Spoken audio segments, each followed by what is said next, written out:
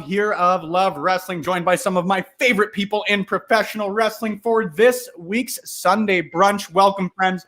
Once again, if you're tuning in for the very first time, we just want to chat professional wrestling, and we want to give you guys the platform to get your questions answered. So whether you're watching on Twitch, YouTube, Facebook Live, or some other platform that we somehow ended up on, feel free to give a comment, give us your views, let us know your thoughts on anything and everything in professional wrestling. This morning, we are here to chat it, and as always, joined by not only some of Love Wrestling's finest content creators, Parish notwithstanding, but some of our friends in professional wrestling. Of course, we've got Paul and Mags from the Badlands podcast. Gentlemen, it's great to see all of you guys. Paul, Magsy, I'm going to start with you guys, not only to say hello and how are you doing, but who are you guys? If you want to introduce yourselves to the Love Wrestling audience for the very first time, here's your time to shine, friends.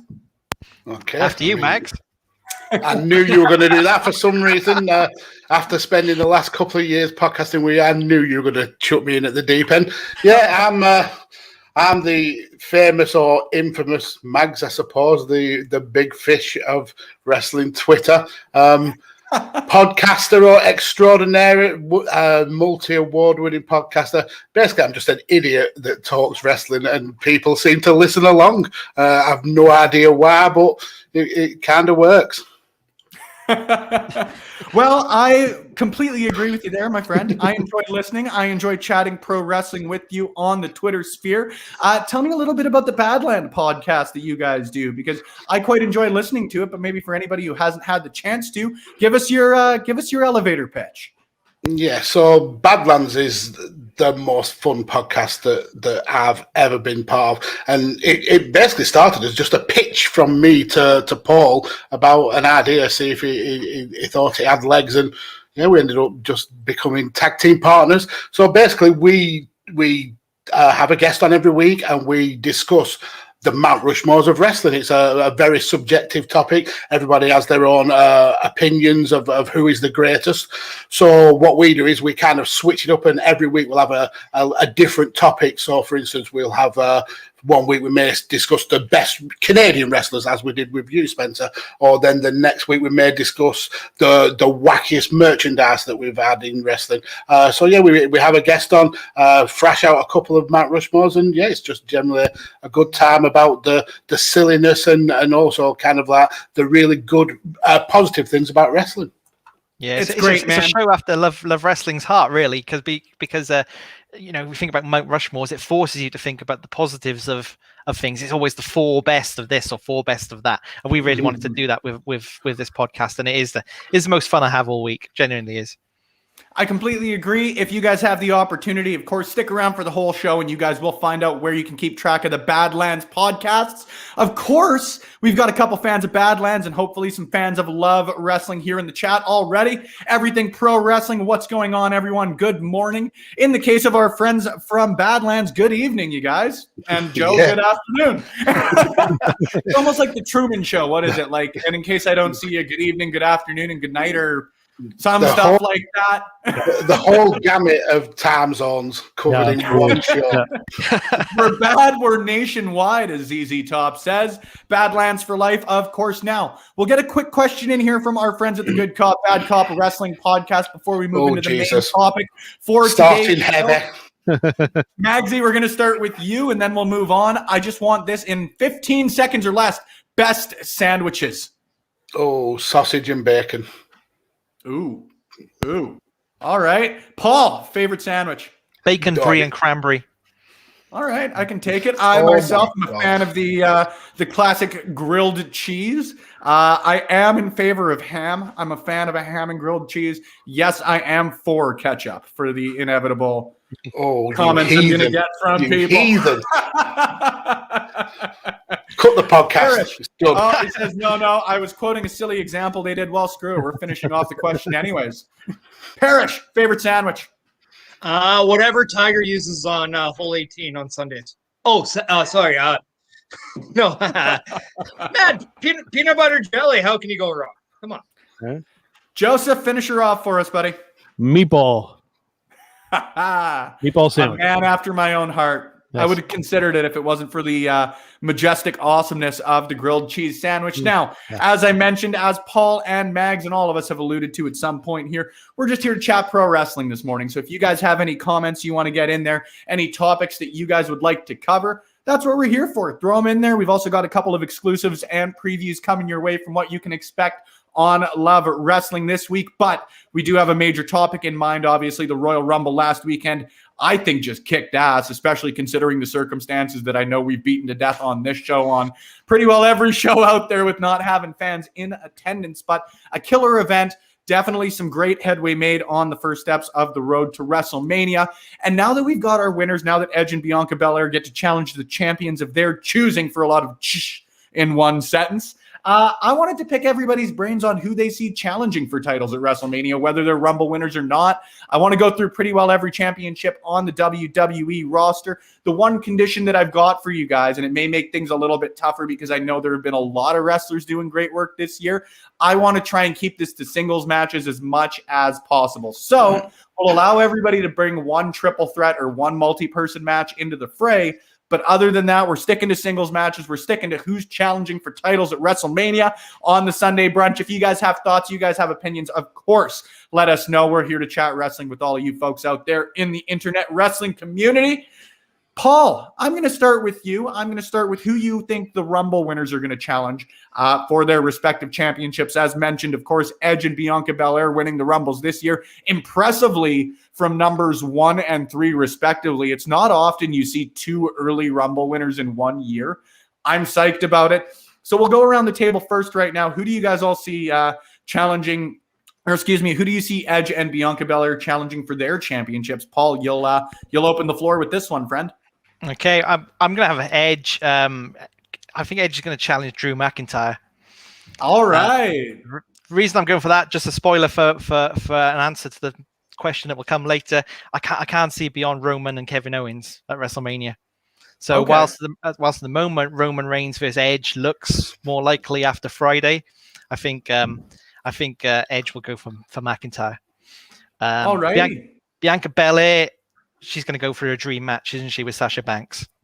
Man, do I hope so. I really, really hope so. I'll take the last peg on this one. Parrish, who do you see Bianca Belair and Edge challenging for at WrestleMania?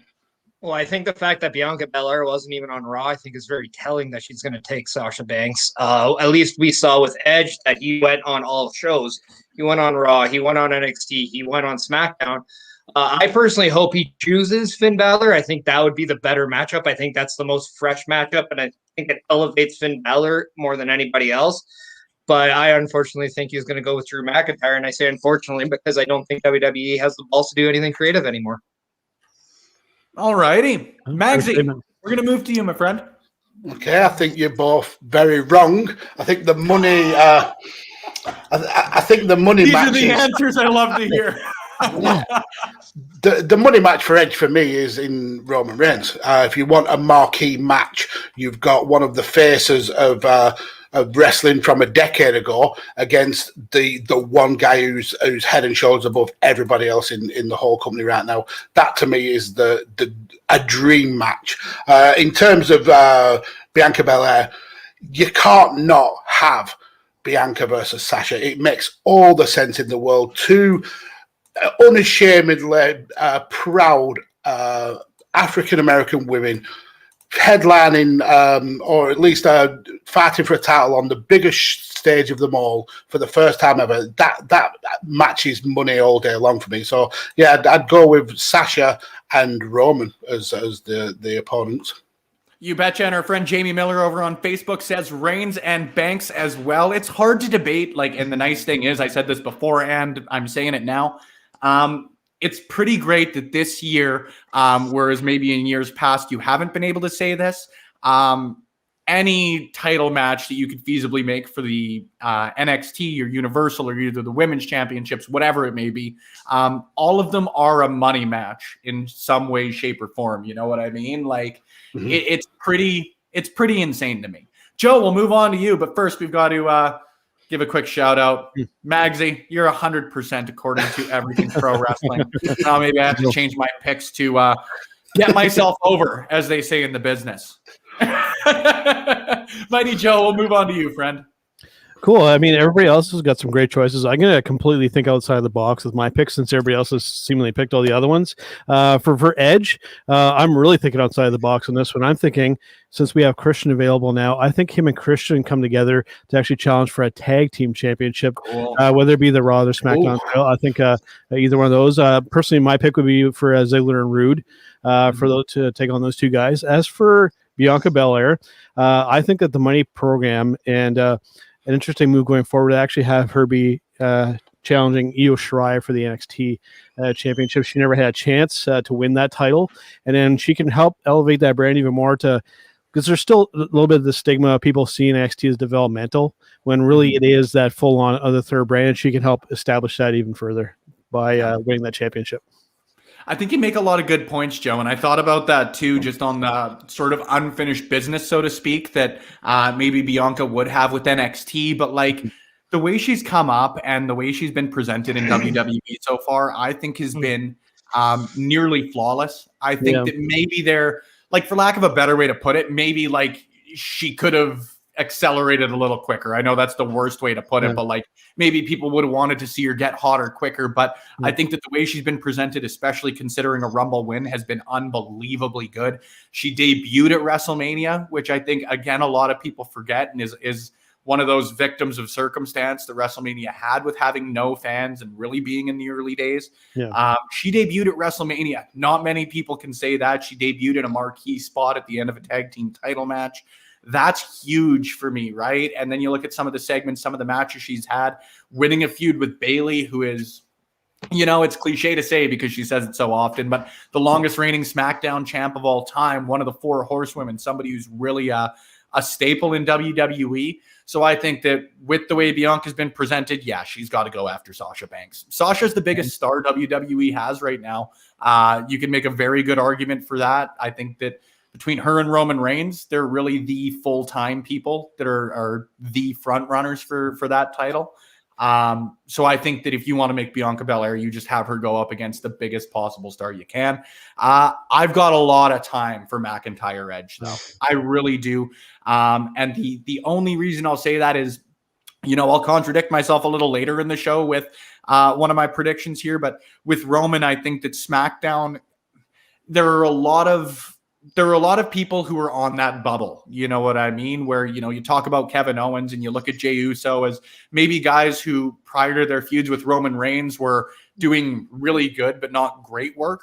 And I think that's the sort of feud that I want to see for Roman Reigns heading into WrestleMania. I think I've got a lot of time for an Edge feud. And if it happens, there's a lot of really natural stories to be told there, whether it's something as simple as the spear versus spear, or whether it's two top guys going at it for a championship that, again, Edge never lost and all those cliches. But I think that there's a lot of money to be made using Edge and Roman Reigns as like the stars, quote unquote, to really establish 2 new guys again at Mania. Nothing against what Drew did, but I think him winning against Edge at WrestleMania will just, again, take him to that next level, which is insane to say after how good his year was. For my pick with Edge and Christian, and one other thing that I would add onto, and I'm still a little disappointed it didn't actually happen at the Rumble, is if you are going to go the tag team route with them, you find some way to make that special kind of WrestleMania moment. Is you get Gangrel involved as well, and you have them come out as the Brood. Whether Gangrel is just at ringside being a manager or valet, having the Brood show up at WrestleMania, I mean, that would it would kick ass.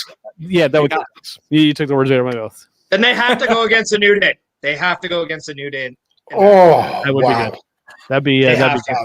Yeah. Dude, there's so many good tag teams, and I know that, again, it's just repeating ourselves, but there's so many great tag teams that maybe aren't getting what they deserve, quote unquote. Like, and another reason, Spencer. Sorry to cut you off on that, but the reason why I like this route is that this could really help elevate the tag team division because it is so suffering right now in WWE. I think that this and putting it at a marquee spot WrestleMania can help that a little bit. That's why I really like this pick.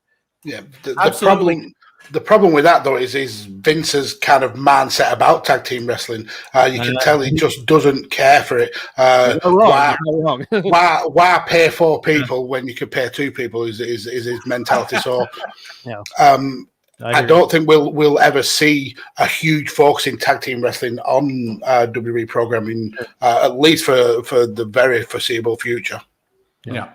Very fair points to make. Of course, if you guys have your picks for who the Royal Rumble winners are going to challenge, let us know. We're here to talk professional wrestling for about the next 45 minutes. But before we do that, we're going to take a quick break in case anybody out there needs to refill a beverage, take a break, whatever they may need to do. If you want to stick around for about a minute and a half, though, I've got an exclusive from Chelsea Green coming your way. So for about the next minute and a half, here's a little taster of what you guys got on Friday when I released the interview. After the break, we're going to chat about the rest of the championships in WWE with Mags, Paul, Joe, Parrish, and me, your WWE expert, obviously, judging by this beautiful Love Wrestling Elite Championship I've got right beside me, Parrish. Doesn't it hurt?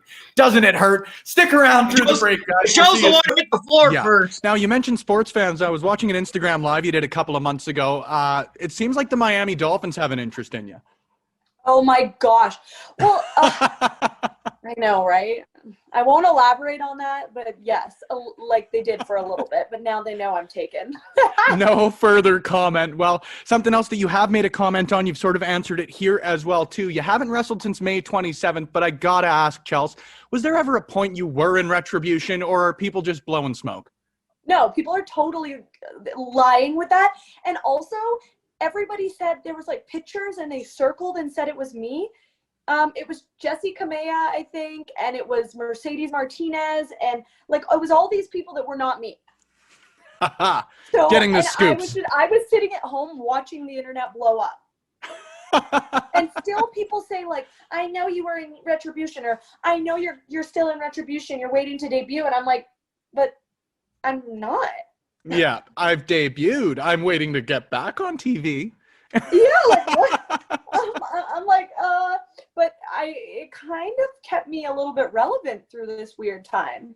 Well, and I was going to say the silver lining to it is like, yeah, it's probably annoying getting blown up in the notifications with it, but at least it does mean, at least in my opinion, that there are a lot more people than just myself and just the Pacific Northwest that want to see Chelsea Green back on TV, right? Exactly, and I can't complain about people talking about me. Isn't that what we want? You right? know what I mean? That's why we have social media. Like that's why people trend. You want people to be talking about you. And is it a little bit frustrating to be sitting on my couch and everybody's saying I'm on TV? Yes, but guess what? Keep thinking I'm on TV and I'll keep sitting on my couch. The only bad part of that interview was my mustache. Well, you said it. Well, no, and everybody's thinking it, so I may as well get the pop for it. No, it was really bad. I tried to schedule all of my November interviews and the stuff I was trying to do for the site launch and all of that sort of stuff. I tried to get them all done in early November because every year I'm part of the Movember campaign that raises money for men's cancers and mental health issues. So let me tell you, I do it purely because it's a great cause, not because I look good with facial hair. Good job on the interview, by the way. She's fantastic. I'm jealous, I tell you, that you got to do that interview. She's fantastic. Well, thank you. And you know what? Like it's full credit to her and full credit to pretty well every guest I have. You know, I'm super lucky with the people I get to talk to, and I do say lucky because they're just great people who decided to take the opportunity to chat with some random podcaster in Edmonton, right? Like it was pretty cool for me. I got to chat with her previously in I think April or May for the previous site I was with. And just to get the opportunity to do so again means A, I didn't blow it the first time. But B, like just showcases again, like you say, Joe, what just a good human being she is, what a good human being a lot of the people that I've got the opportunity to speak with are, including one of the individuals that I will show you guys in about 20 minutes here when we take our next break here on Love Wrestling Sunday Brunch. But as I run out of breath, let's move on. We were talking prior to the break there about some of the championships and some of the matches that we want to see at WrestleMania for said championships. And I want to continue that discussion because I think now that the Royal Rumble's over, now that the picture's sort of played out with what's going to go on with the heavyweight titles, the Universal titles, and the Raw and SmackDown's women's championships, there's a lot of room to play with as far as your US title, the women's tag titles, all of those other not secondary titles by any means, but the secondary titles in I guess nomenclature. So we're going to move on from there. Joe, I'm going to let you start the road off here to our proverbial WrestleMania fantasy booking with the Intercontinental Championship. I don't expect that you need to stick to who the current champion is with the Intercontinental, whether Big E loses it to move on to something bigger and better. Whatever it may be, this is your segment, my friend, as everybody else will get their segments. What do you want to see out of the IC Championship at WrestleMania? Again, I'm going to kind of think outside of the box with this. Since we're down in that Florida area, and I felt that especially in the men's Royal Rumble, they failed to misuse a lot of their male NXT talent. I think that it's a good opportunity for somebody to come up from that realm to challenge Big E for that Intercontinental title, and so that means basically anybody over in NXT is up for grabs, whether it be your Velveteen Dreams or anybody like that.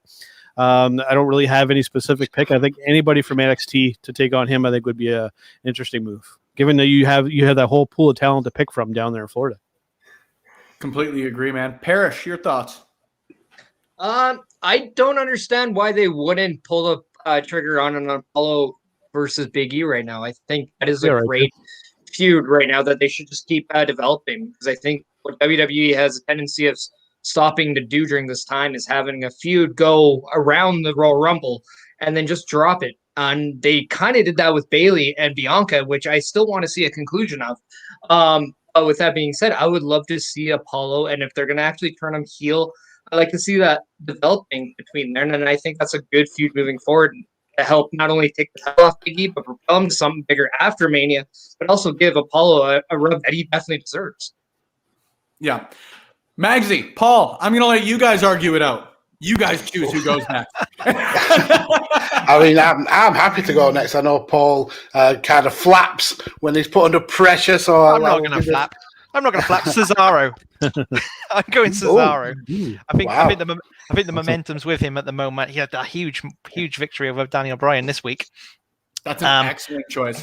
Yeah. I think the rumor mill suggests he's just signed a new contract as well. So you could imagine a big WrestleMania moment and payout was included in that for him. So I think I think Cesaro is going to challenge and win the Intercontinental title. I guess that's some good advice for any WWE talent out there, is negotiate for your contract to end in early January. I mean, I like the Cesaro pick. Personally, I would have had higher hopes for Cesaro. I've got a feeling he may do very well in Elimination Chamber and perhaps go on to maybe challenge Drew. I think that'd be a cool spot for him. For the Intercontinental title, I like Chris's pick of Apollo Crews, but I really want to see some finality to Sami Zayn's storyline about being basically a victim of a conspiracy theory about him being the real Intercontinental champion. I'd like to see that come to a head at WrestleMania. So I think I'd go with Big E against Sami Zayn. I can't remember where I heard it. I think it was Warren Hayes who was actually saying it on his show yesterday. And he said something along the lines of, all I hope for the Intercontinental Championship is that Sami Zayn's documentary crew has actually been filming the whole time. And we get the real story. That's exactly it. I agree. And I'm always a sucker for Sami Zayn being involved in any sort of championship match, because the guy is, he's one of the most talented guys in the world, in my opinion, nonetheless, WWE. But, Paul, you got me thinking and almost revising what I was going to say, because I'd love to see a triple threat on WrestleMania between Sami Zayn, Cesaro, and Shinsuke Nakamura. I think that that artists collective that they had, it wasn't a major faction by any means, and it wasn't like a dominant like Evolution or the Shield. You're never going to compare them by any means. No disrespect intended, but I think having a match between those three, who are just insanely talented pro wrestlers, would be nuts. My pick, though, and Joe, the reason that I balked at your Royal Rumble pick, for me, I think the money match at WrestleMania, Daniel Bryan versus Christian. I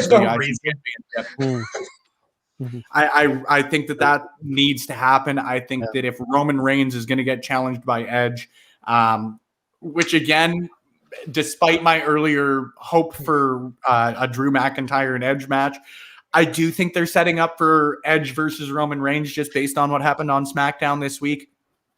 And I think that obviously leaves Christian needing something to do now. Whether you do Christian versus Big E at WrestleMania for the title, Yeah, I laughed.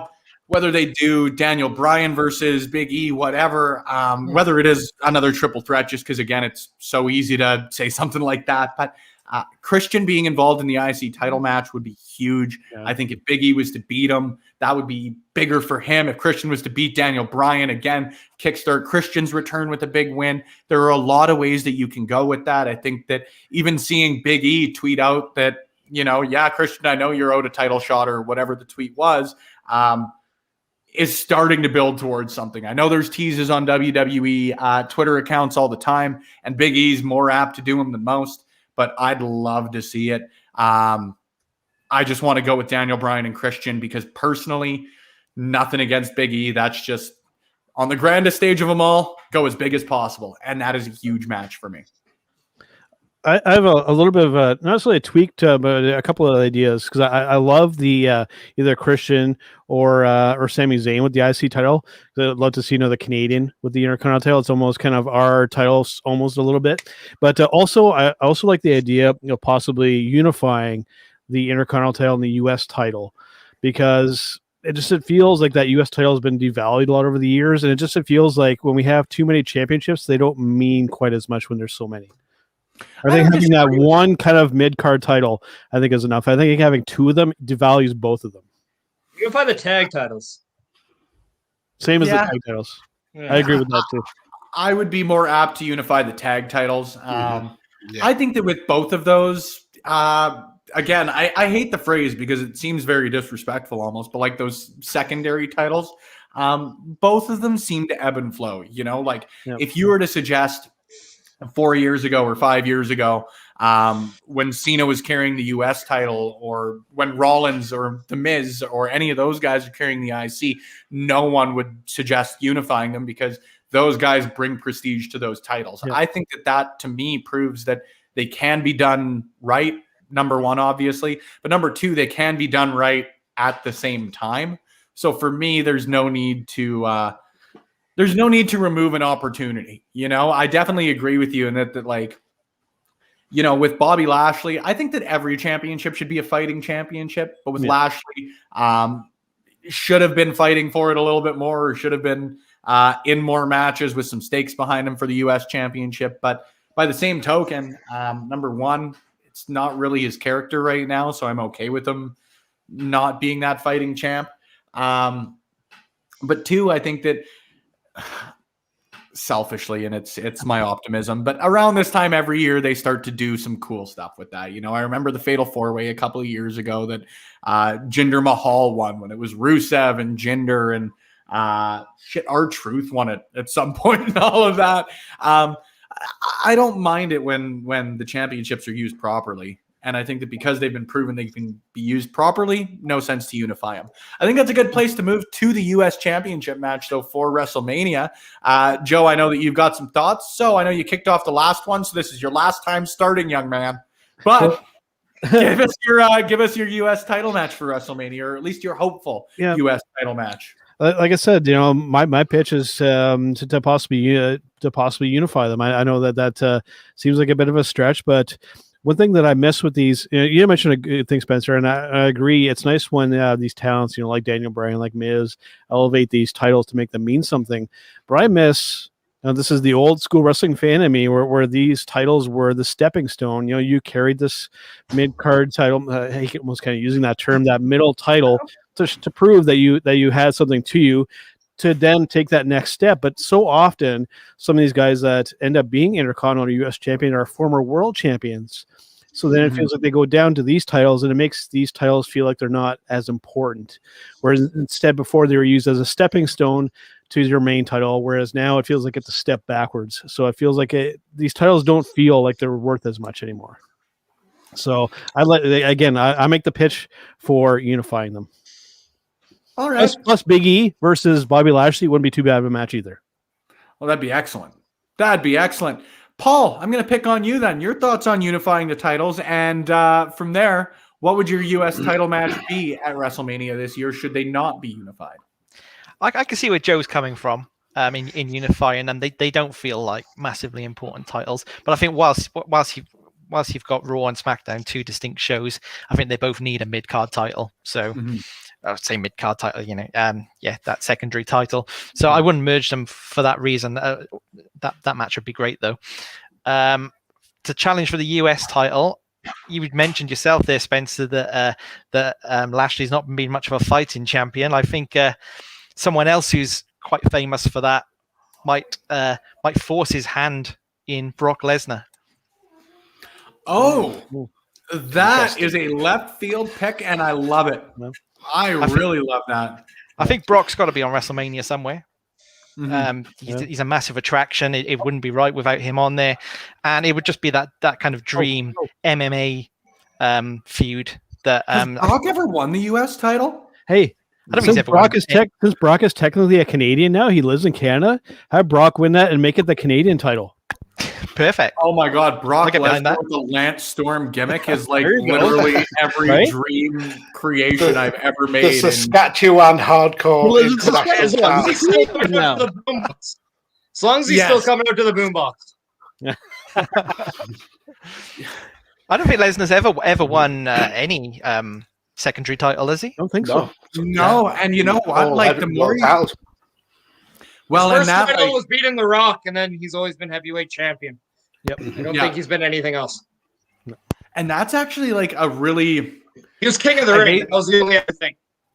Well, and I really hate the phrase, but like it's such a WWE thing to do, quote unquote, and padding a resume or let's give our biggest guys every championship. And it's something that like I think is, the right thing to do is if you're going to make a star, give them every possible accolade, every possible opportunity to make them a star. So yeah, like if Bobby's pushing for a Brock match, if Brock wants to come back both on the point of F Bobby Lashley and I want to take his title, I think that'd be cool as hell. I think that'd be absolutely cool as hell. Brock Lesnar, U.S. champion. Oh my goodness. Canadian champion. You make a good point about the resume. Champion, excuse me. Well, yeah, and that's again, it's like a WWE thing to do. It's one of the biggest reasons that I thought that WWE was going to pull the trigger on Daniel Bryan winning the Rumble this year is just to give him that win. I don't always agree with the logic of give someone something in retrospect because they deserve it, like you sort of alluded to earlier there, Joe. But I do think that, again, in the logic of when Daniel Bryan is still a viable talent going forward, that's such a douchey way to put it. But it is, yeah.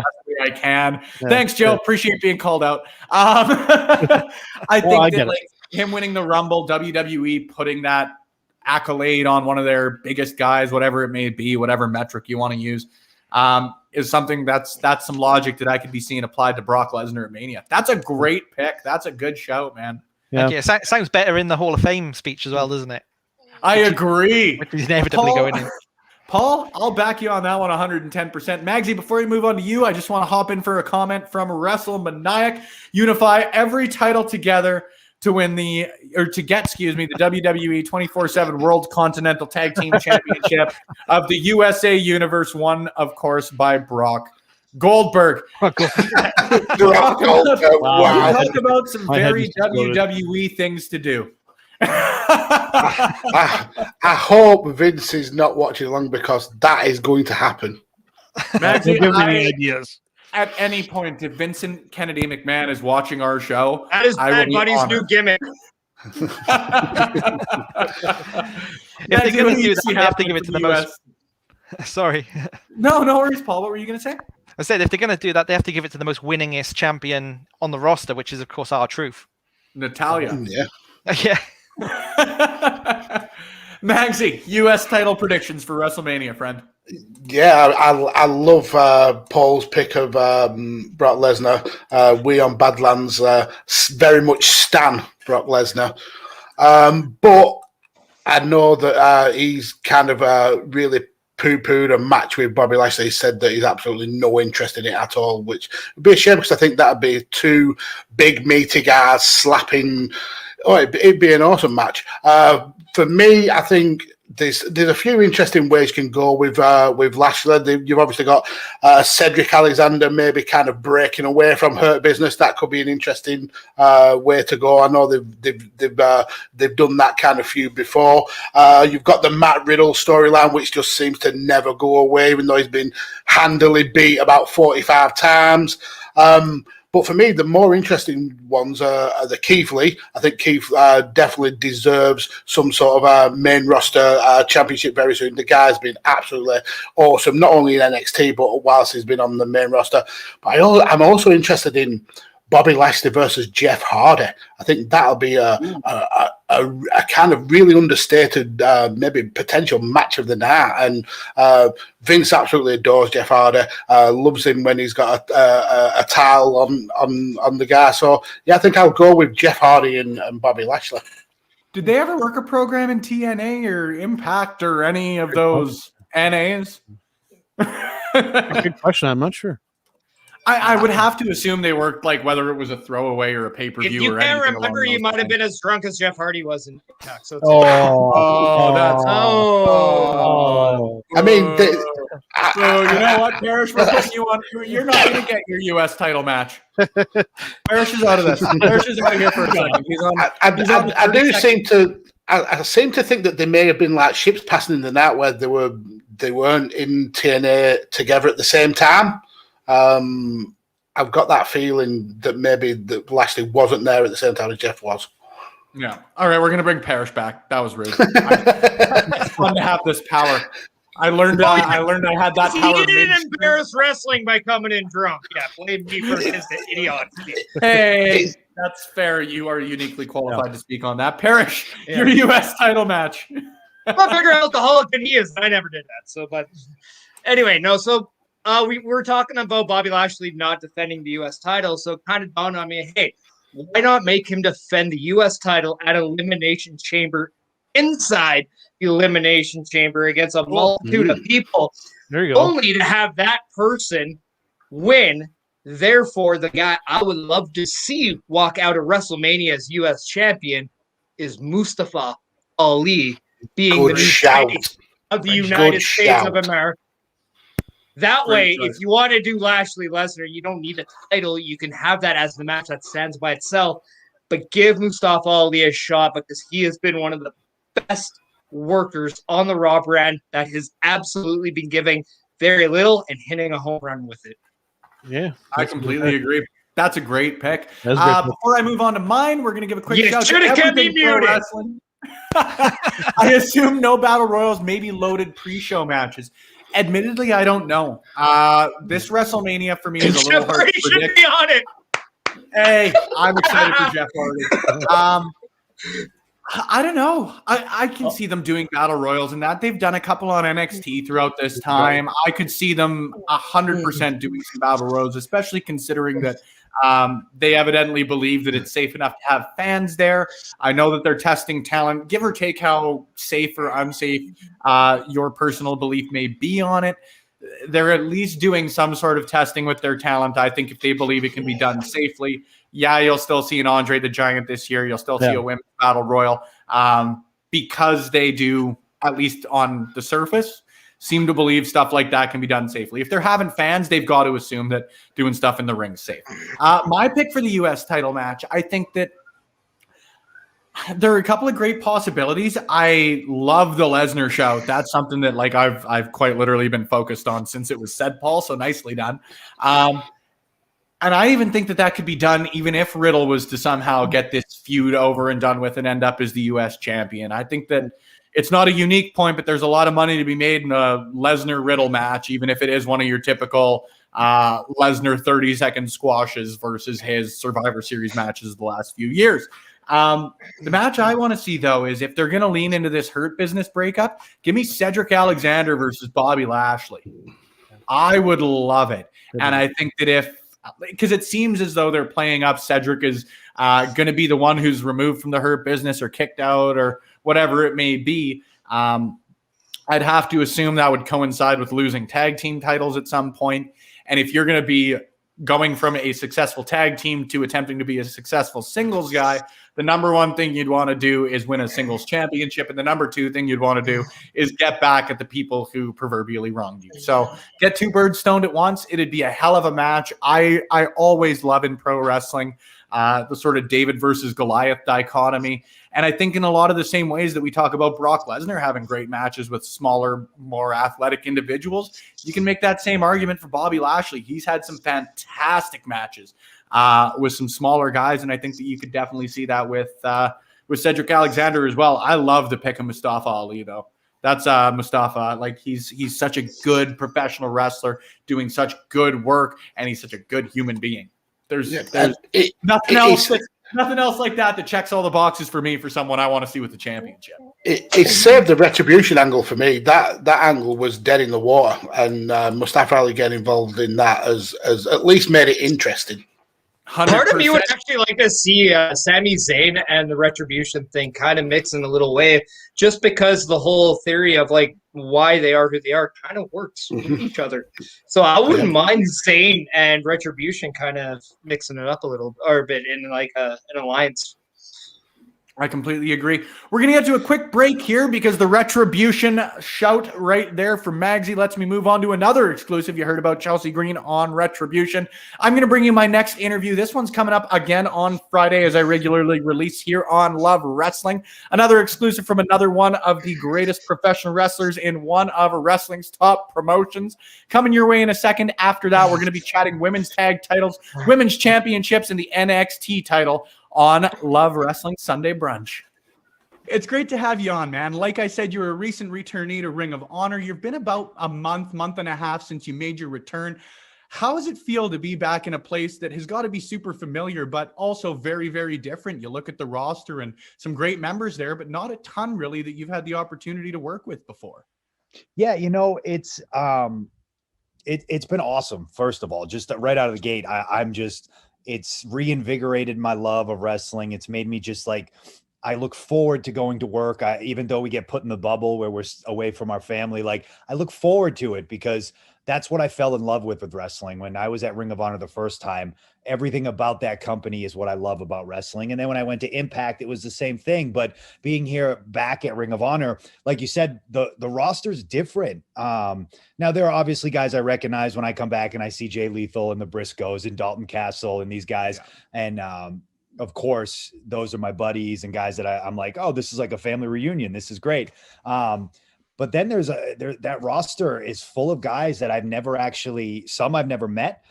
Some I've only like met in passing, and then some I've never even seen ever. And I'm just like, this is awesome because for me, where I'm at in my career, I'm literally just trying to have as many matches as I can so I can try to rebuild what my brand is, what my reputation is. And so it's exciting. It's exciting to think I can go get back in the ring with these guys that I know, and then get back in, and then get into the ring with guys that I have never worked before. We've never even crossed paths. So I'm super excited about it.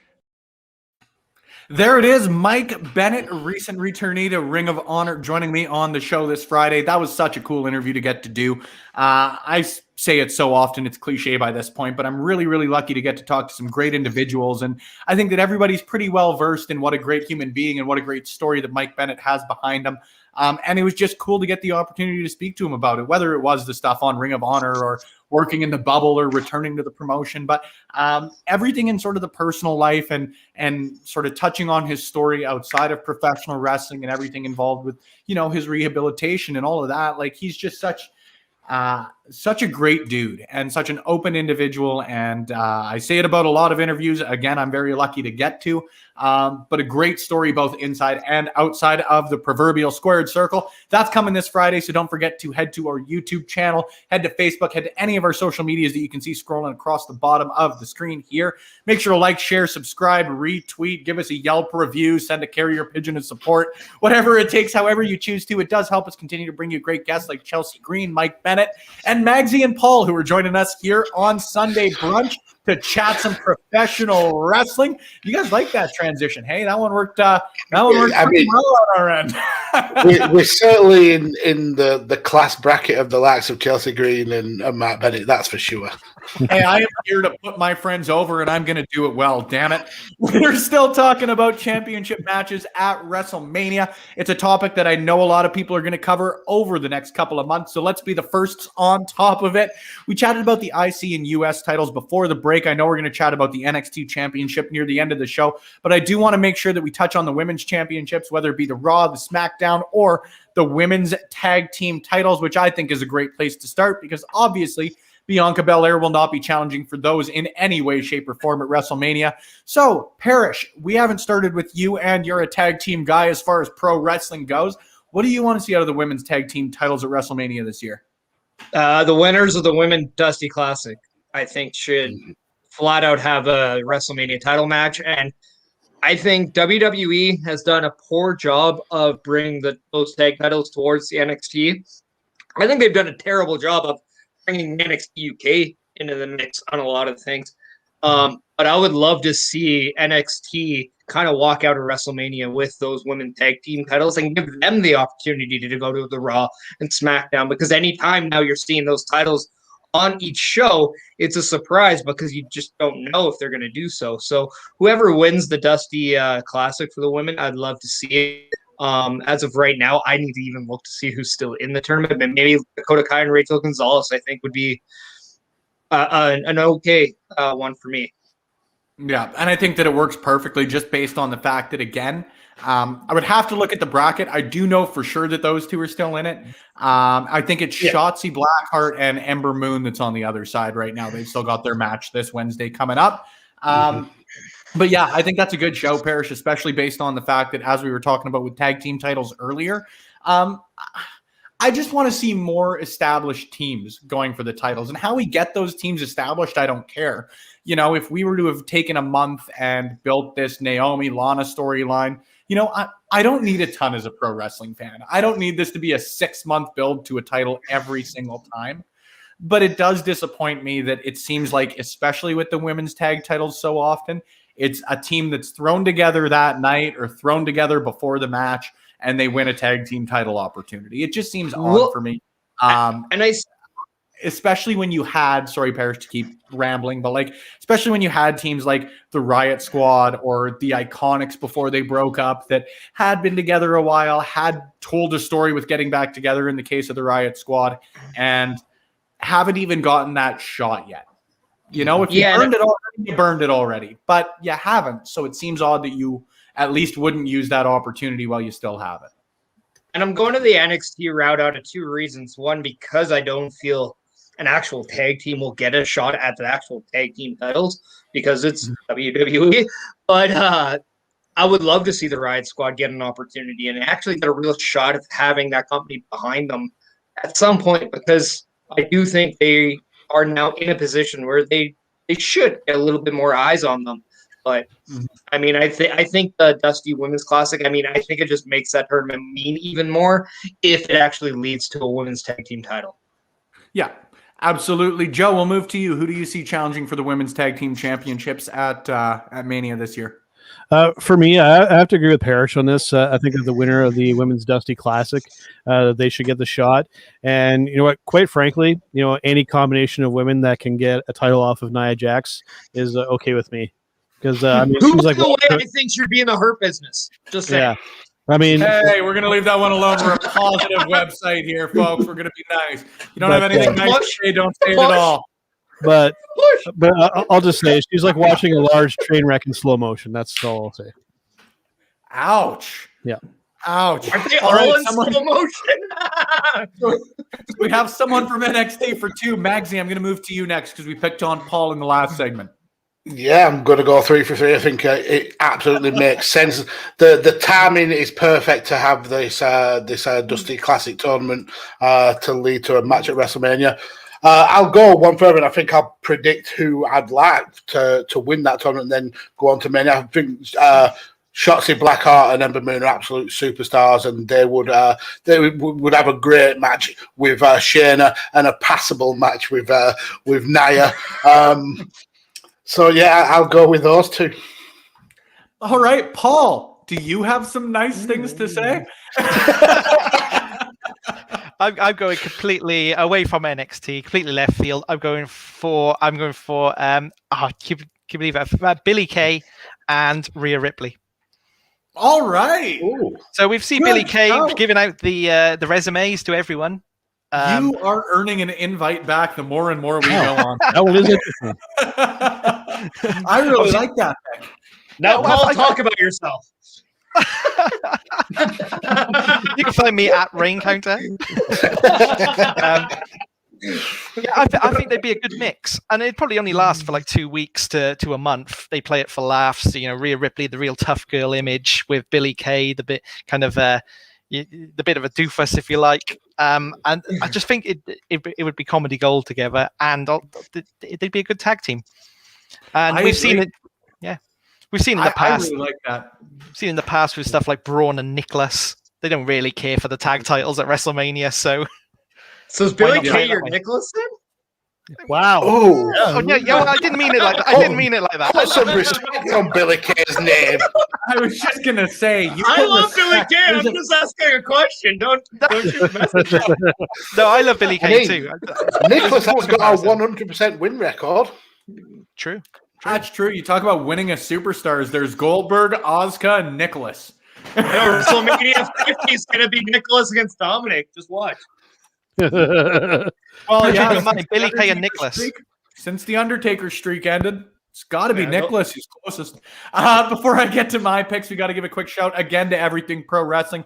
Raw, I can see Asuka versus Charlotte, Charlotte versus Rhea Ripley, Asuka versus Charlotte versus Rhea Ripley. I agree. All on one night. Just all them 3 matches on one night. Throw them all together. Nail them all out. 3-person gauntlet, all in different mixes.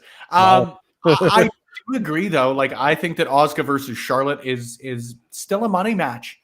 I really do. Yeah. And I think we even talked about it when I was on Badlands magazine, Paul, when we were talking about great female wrestlers, is Charlotte Flair and Asuka in the matches they've had, they've both been very similar characters both times. Charlotte Flair always playing sort of the evil heel. I hate the phrase and I hate the cliches like it, and then Asuka is the plucky baby face. I think that this could be a very interesting opportunity for the two to go in at a very different level, as former tag team partners, as people who over the last little bit have established themselves as having a real respect for each other, not a hatred as they've had in the past. I think it could be a really, really cool dynamic if you approach it from sort of the pure rules, I guess, for lack of a better way to put it. I think that's a great shout. The only reason I don't think that Rhea Ripley is going to be in a championship match this year, I think that she'll be up the Raw after Mania. I think that that's a bigger deal right now. I really, really do. What if she avenges the loss she had last year and in a non-title match for Charlotte? Because I think that needs to be a one-on-one title match. Like, I think if this Asuka Charlotte match was going to happen again, Charlotte would win it again. Yeah. And the next night, Rhea Ripley would avenge her loss or look to do something almost similar to what Paige did and when she challenged AJ Lee. Come in, debut, win a title. But as far as the women's tag team titles go, Magsy, I've got to agree with you. I think that if I'm going off of the basis for this one that Nia and Shayna are going to continue to carry them to Mania, you've got to have a great babyface team go up against them. And I really don't know if there are better babyfaces in NXT overall right now than Shotzi Blackheart, and Ember Moon is almost a 1A to that. Shotzi's so good. And she was the breakout star of the year for a damn good reason. And I almost think that she could be a repeat winner of that award for having a breakout year on the main roster, right? So I've got a lot of time for her. I've got a lot of time for Ember Moon. And if they continue to do what they're doing with Nia and Shayna, which in my humble opinion, man, there aren't a lot of heels out there who are hated and people hate them. And I think you bring up a Shotzi Blackheart and an Ember Moon for a Mania match against two hated people like that. Print money, at least as far as that match is concerned. Let's continue along, though, because I think the majority of us, and for the people who didn't, correct me as we get to your turns, but I think the majority of us picked Bianca versus Sasha Banks, the SmackDown Women's Championship, as the title to be challenged for WrestleMania. So let's keep going along the lines of the Raw Women's title that Asuka currently holds. Magsy, I don't think we've started with you thus far on the show. So what do you see happening with the Raw Women's title here at Mania this year? Now, this title gives me a horrible sinking feeling in my stomach. Asuka, for me, has been one of the stars of this COVID era. We've really been able to see her personality come through, and she's really carried Raw and the women's division on her back this year. But I can't shake the feeling that she's not going to be involved in the title match at WrestleMania. I think the storyline that we're building to is Flair versus Flair, Rick and Lacey against Charlotte. So I feel that on the run to WrestleMania, Asuka's going to lose the title, probably to Lacey, and then we're going to get Lacey and Charlotte for the title at WrestleMania. That's a very great shout, but one that breaks my heart a little bit. Exactly. And nothing against Lacey Evans or anything along those lines. Take the storyline for what it's worth, but I would hate to see Asuka lose a title again this close to a major event, because that, again, it happened at 34. Yeah, and if you look back at the last couple of months, especially with how she's been involved with Alexa Bliss, she's been like almost a secondary part of that feud with Randy and The Fiend. And then when they won, her and Charlotte won the tag titles, Asuka was essentially anonymous because they didn't really work together until they dropped the titles back again. I just get the feeling that Asuka's going to be the person missing out here at WrestleMania, and we're going to get Charlotte wins again. Well, you broke my heart, and you broke everything of pro wrestling's heart. Mags just crushed my Mania hopes. It can't all be a good time at WrestleMania. What do you think this is, the WWE? That's what Friday nights are for. That's why they specifically ask us prior to SmackDown starting if we're ready for a good time. Mm-hmm. Paul, what do you see going on with the Raw Women's Championship at WrestleMania? Well, anyone who listens to Badlands will know. For me, as long as Charlotte's in it, I don't give a shit. So he'll definitely have Charlotte in, because in my opinion, she's the best, and she belongs there. I think it'll be triple threat with Asuka and Lacey Evans. I think we'll start to see now over the next few weeks. I mean, we started seeing it on Raw, but we'll start seeing how Lacey and Rick's behavior has affected the relationship between Flair and Asuka, and Flair left Asuka high and dry on Raw. So I think you start to see that agitation, but between all three of them, not just Flair and Evans. Absolutely. Mighty Joe, the Raw Women's title at WrestleMania. What's your prediction, friend? Mine is going to be very similar to Mags. He actually stole my idea, but I have the same idea. But I will put it in the private chat, and I won't steal it. But that's okay. I'll again reference this comment. But that's okay, because I share your sentiment, and I'll do you one better even. I think, because you had mentioned that they seem to be losing some trust in this.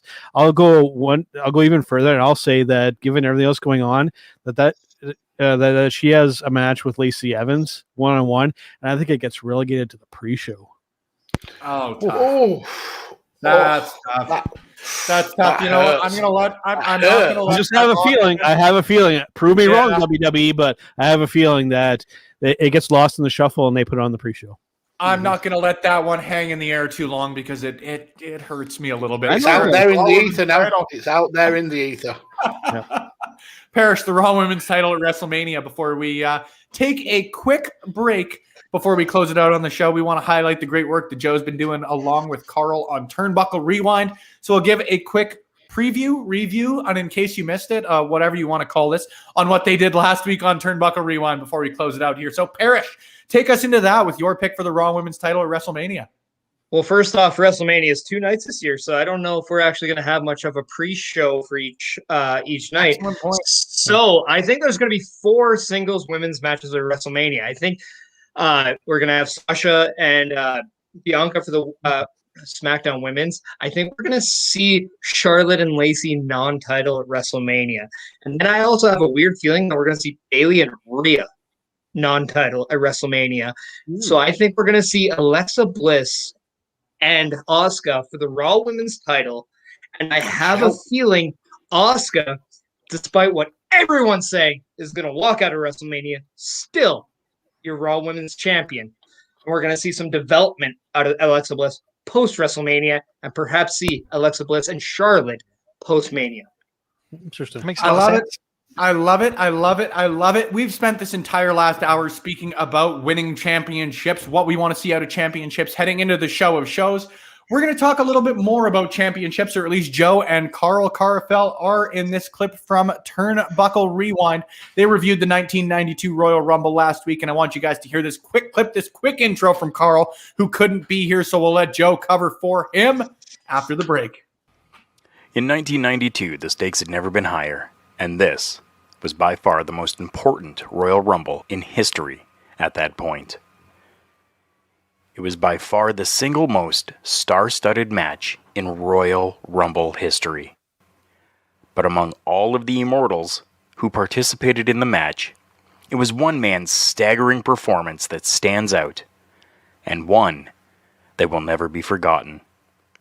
For the first time in WWE history, a title shot in the main event at WrestleMania was not at stake in the Royal Rumble match, but rather the vacant WWE Championship itself. Controversy began 2 months prior at the 1991 Survivor Series, when The Undertaker defeated Hulk Hogan for the title, with the help of Ric Flair, and only got more disturbing 6 days later, at This Tuesday in Texas, when Hogan used the ashes from Paul Bearer's urn to blind The Undertaker and reclaim the WWE World title for an unprecedented 4th time. That being after Ric Flair interfered by knocking WWF President Jack Tunney unconscious. Hogan would be stripped of the title after the event, with Jack Tunney deciding to award the vacant WWE World title to the winner of the 1992 Royal Rumble. This brings us to our topic today, affectionately known as With a Tear in My Eye. And I completely agree. I got to kick her off with everything pro wrestling. The 92 Rumble is the best Rumble. Yeah, there are for me like 3 or 4 contenders I think that you could make a good argument for, but I got to go with 92 as well, and not just because that's the year I was born, but because the Rumble's great. Joe, I think the coolest thing for me, before I let you plug both the show itself and before we close it out, where people can keep track of everything you guys are doing with Turnbuckle Rewind, Turnbuckle Talk, and everything in between, is that you guys give a really cool background look into like what was going on the first few weeks prior to that and everything leading into it. Because even for me, like sort of the circumstances going into 92, I've gone back and watched all the Raws and all of that sort of stuff. It's just cool to get the refresher on that sort of stuff. Yeah, absolutely. And for if you haven't watched it yet, it's one of those ones where you can watch along with us, because we kind of break it down as the whole match is going on as well. And it was a blast. And I would agree with everything pro wrestling. Carl, Spencer, seemingly everybody else here. 92 is still my favorite Royal Rumble. I mean, it was everything you wanted. It was just my childhood again, just being presented in front of my eyes on screen, and it was a pleasure to go back and break that match down. Absolutely, friend. Now, if people want to continue to keep up to date with what you guys are doing, as I mentioned, with the various projects you guys got going on, it ain't just Turnbuckle Rewind. Where can they do so, friend? Well, for Turnbuckle Talk, you can find us on Facebook, Instagram, and Twitter at 2B Talk Pod. Coming up this week, we're going to be talking to our friend Kim Arlett from down in Florida with Ignite Wrestling, and we're going to have our friend Ryan Bowman on to talk our showstopper segment about who is the best general manager, who is the best manager of all time, and Ryan making the argument for Paul Heyman, but we'll get that on the episode.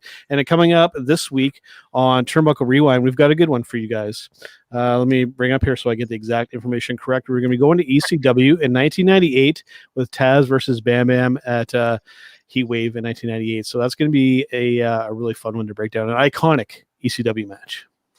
Oh, I completely agree. I actually went back after you guys let me know that was going to be the next match. And as I'll usually do, I'll watch it before you guys send it to me. And then I'll watch it again along with you guys. And man, in the best possible way, that match is brutal. Yep. Absolutely brutal. Psyched to tune into that one. Psyched to listen along with you guys. Parrish, of course, where can people keep track of the latest and greatest in your world, whether it is your stuff here on Love Wrestling or what you're getting up to with Monster Pro, PPW, and everything in between? Well, as we all know, with this beautiful pandemic that everyone seems to be so fascinated and just beloved by, we don't have any pro wrestling right now. So you can't follow me anywhere there, but you can follow me on Twitter at Chris Parrish, at Instagram at Chris.Parrish, at Twitch at Creator of the Parachute, which is now being used by Riddick Moss. Yes, everyone, I created that move 11 years ago. He stole it from me. You've heard it here first. But between that, please check out everything Love Wrestling. We're kicking ass and chewing bubble gum. And guess what? We never run out of bubble gum because, we have money. So we are a place you can always check us out. So, yes. That is where you can continue to keep us supplied with bubblegum. We are looking for both Contra, in-kind, and cash sponsors. Magsy, Paul, it has been great. If I got you a bubblegum sponsorship, how sweet would that be? I'd like it even more if you weren't doing it while I was singing the praises of my guests. Fucking bubble! You know what? You're going to go on timeout here soon. Magsy, Paul, it has been so good. So good to have you guys on the show today. It's always a blast to chat pro wrestling with you guys, whether in this format, whether on Badlands, whether just shooting the shit on Twitter or wherever else I can find you guys. Whether you want to share those other places with others, I'll leave that up to you. But where can people keep track of the both of you? Paul, I'll move to you first so that there's no arguing or awkwardness after I let you guys plug your stuff. Okay, you can hear me. I do a podcast with 5 Nerds Go. So if you look into if you type 5 Nerds Go into your podcast provider, you can find me there with some friends I've had for a long time through various wrestling forums and Facebook Messenger and on Twitter now. You can find me at Twitter at Raincounter. I obviously do Badlands with Magsy. We do that every week, released every Thursday on Chairshot Radio. Again, type Chairshot Radio into your podcast provider. And funny you should bring up 1991, 1992, because myself and Magsy appear on a podcast with that 90s wrestling podcast, reviewing that very era right now. Cool. You can find monthly episodes of that on YouTube. So that's all the places you can find me. Magsy, we saved the guest for last. the best guest. I am. Hey, you said it, not me. I am literally all over the podcast world. I have way too many podcasts than one human should ever have. So I do Badlands with Paul. I do a podcast called 5 Rounds with my son Carlos about MMA. I do Radio Techers with Tanner and Stephen from Headlock Talk. That's about football. Chain Wrestling, where I have to watch the horrific Slamboree 2000 match coming up. Talk at the Table, where me and a couple of other friends gather together and just have a grap about wrestling. I'm also on the 90s wrestling podcast with Paul. I'm sure there's others there that I haven't mentioned, and apologies to the amazing creators that have me on their shows. I am just an idiot from the north of England who just enjoys talking wrestling. Follow me on Twitter at DJ Kirkby. I'm usually either arguing with someone or getting blocked by someone. Yeah, it's always a good time in my Twitter sphere. To say the least, friends, it's been an absolute blast. And thank you guys for hopping on Sunday brunch this morning, whether it's Joe, Magsy, Paul, Parrish, or myself. I know I speak for all of them when we say we appreciate you guys taking the time to tune in. If you guys want to keep up with the latest and greatest from Love Wrestling specifically, of course, hit any of the links, or at least copy and paste, I guess, any of the links you guys can see scrolling along the bottom. But if you keep up with any of them, you guys will find all of them at some point or another. We're always on top of sending out more content, more links to our social media, and more of what you love in professional wrestling. If you want to follow me personally, Twitter's where I am most active. You can find me at Spenny Love. If you want pictures of my dog, he's pretty great. Head to my Instagram. It is at Spenny and the Jets. I wouldn't recommend that just on the fact that I am not as active on Instagram because I find it hard to be posting pictures all the time. I'm getting old. My hair's getting gray. That's why I'm growing it out a little bit. Trying to hold on to youth. But thank you guys once again for tuning in. It's always appreciated when you take the time to find out a little bit more about what we love in professional wrestling. Hopefully next week we find out more about what you love on Sunday Brunch.